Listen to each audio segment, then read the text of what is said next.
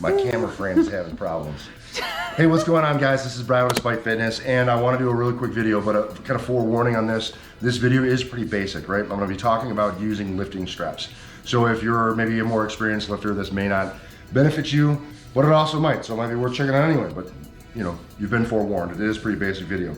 I was given the idea to do this video when another soldier was asking me last night about how to use straps. He'd never used them before, was having some difficulty with his training. His grip is kind of failing on him. Then I recommended that he get a pair of lifting straps. Now, the reason why you might want to use lifting straps while you're deadlifting and such, in my opinion, is that why would I want to limit the training of the biggest, strongest muscles in my body for the limitations of some of the smaller, weaker ones, right? I don't see a lot of benefit in that, and there's other areas and avenues where you can do specific grip training. All right, so having said that, the straps can and should be set up in a manner that are specific. It's left hand, right hand, right? And the way that this goes is the tail end of the strap should go with the thumb, right? So with the thumb, okay? Not against it. So if the strap is going the other way against the thumb, it's not the right hand. And you can just simply reroute it and reverse it, right? So that's pretty easy to do.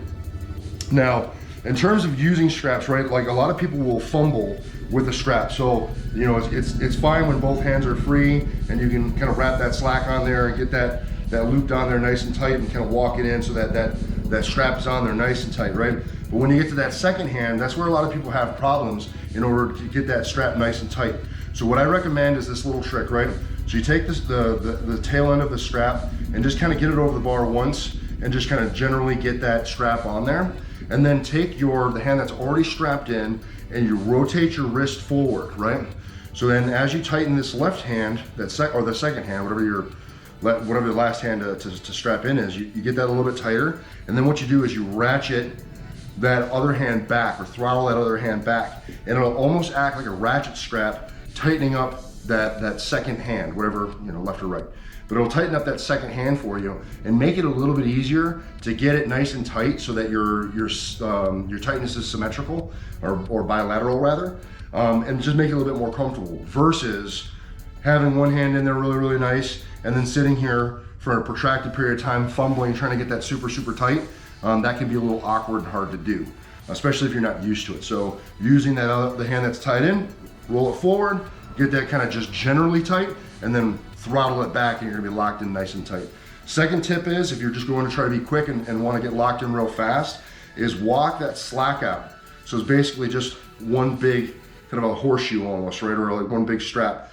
And with just a little bit of tail sticking out there, and just loop that around one time, roll it in and just grab and go.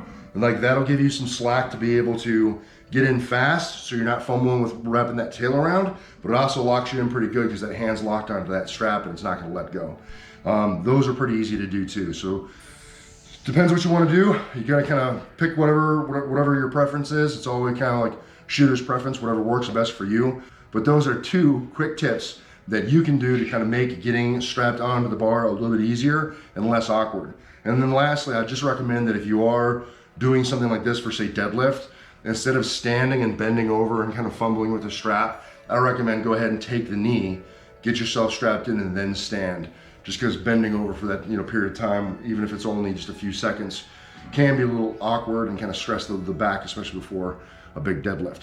All right, guys, that's it. If you have any questions, comments, or concerns, go ahead and leave them in the chat box below. I will respond. I appreciate you guys continuing to support me and the channel with everything that you guys do, making the channel what it is. I really do appreciate it. If this is maybe the second or third video you've seen and haven't subbed up yet, I'd appreciate it if you join the family, stick around for a while. Pretty cool.